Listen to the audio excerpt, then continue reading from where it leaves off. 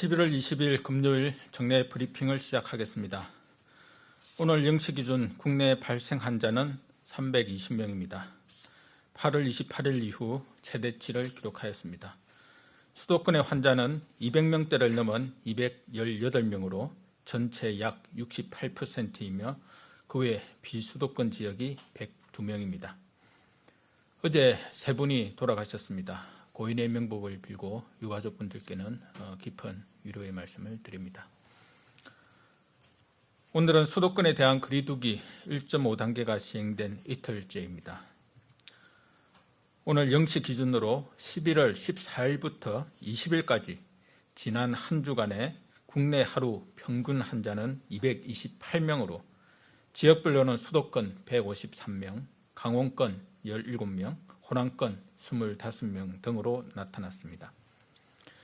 특히 수도권의 경우 서울의 감염 확산 속도가 빨라 매일 20명 내외의 환자 증가가 계속되고 있습니다.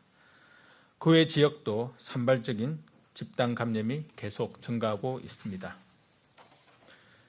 수도권의 경우 지역사회 유행이 본격화되며 대규모 유행으로 진행되는 양상이 점점 분명해지고 있고 지난 2, 3월과 8월에 이어 세 번째 유행이 진행되고 있다고 판단합니다.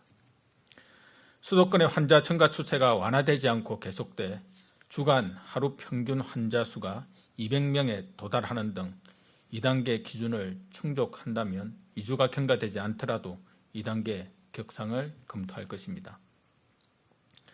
국민들의 일상과 생업에 심대한 영향을 미칠 2단계로의 격상 없이 현재의 사항을 반전시킬 수 있도록 국민 여러분의 협조를 당부드립니다. 특히 수능이 2주째 남지 않았습니다. 정부는 거리두기 상향과 함께 어제부터 수능 특별 방역 기간을 설정하고 학원, 스터디 카페, 노래방 등의 방역을 강화하였습니다. 올 한 해 어려운 여건 가운데 학업에 매진해온 우리 학생들의 노고가 결실을 맺을 수 있도록 어른들이 더욱 노력해야 할 때입니다. 각별한 노력을 당부드립니다.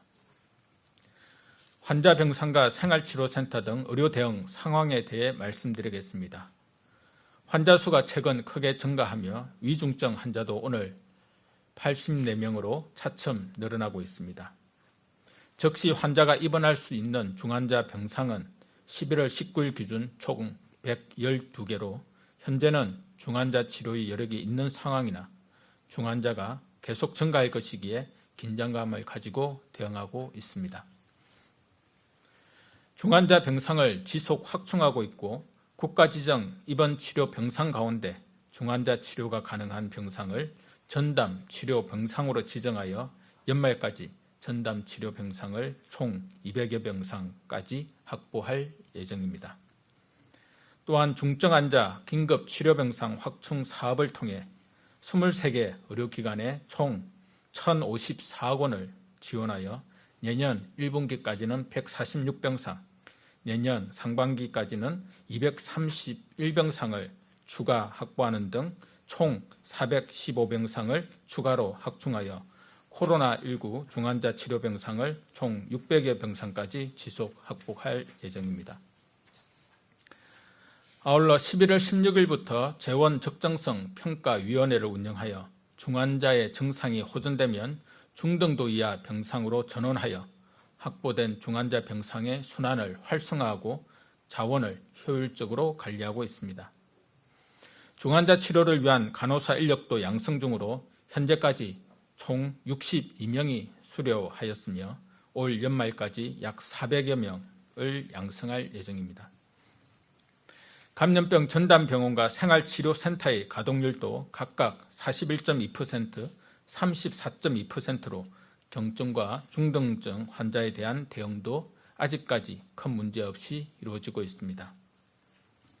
코로나19의 추가적인 확산에 대비하여 환자의 중증도에 따라 병상을 효율적으로 운영하며 권역별 공동 대응 체계를 계속 가다듬겠습니다. 생활치료센터는 지속 확충 중으로 서울시에 최근 2개소를 신규 개소하였고 추가로 1개소를 개소할 예정입니다. 또한 수도권과 충청권에서 운영 중인 중수본 지정 권역별 생활치료센터 외에 경북권 호남권에 추가 설치를 위해 지자체와 협의 중에 있습니다.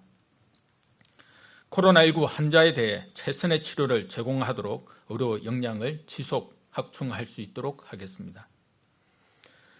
지자체별 거리두기 단계 조정 가이드라인에 대해 말씀드리겠습니다. 최근 환자 증가에 따라 자체적으로 단계를 격상하는 지자체도 늘고 있습니다. 단계 격상은 방역에는 효과적이나 서민 경제에 피해를 미칠 수 있는 만큼 지역의 유행 위험도를 합리적으로 고려하여야 합니다. 이를 위해 지자체의 단계 조정에 대한 가이드라인을 마련하여 지자체가 거리두기 단계 조정을 결정할 때 이를 참고하도록 조치할 계획입니다. 주요한 지표로 인구 규모에 따른 주간 환자 수와 집단 감염 발생 양상 두 가지를 제시하였습니다. 지자체의 인구수가 작을수록 소규모 집단 감염에도 인구 비례를 기준으로 한 환자 수가 크게 증감하기에 인구 10만 명 이하인 지역은 1주간 총 환자 수가 최소 15명 이상일 때 1.5단계로의 상향을 검토하도록 하였습니다. 그 외 지역은 주간 하루 평균 환자 수가 인구 10만 명당 1명 이상일 경우 1.5단계 격상을 검토하도록 안내하였습니다. 이와 함께 집단 감염이 특정 시설 한두 곳에 한정되어 발생하는지 여러 집단에서 동시다발적으로 나타나는지도 중요한 판단 지표로 볼 수 있도록 하였습니다.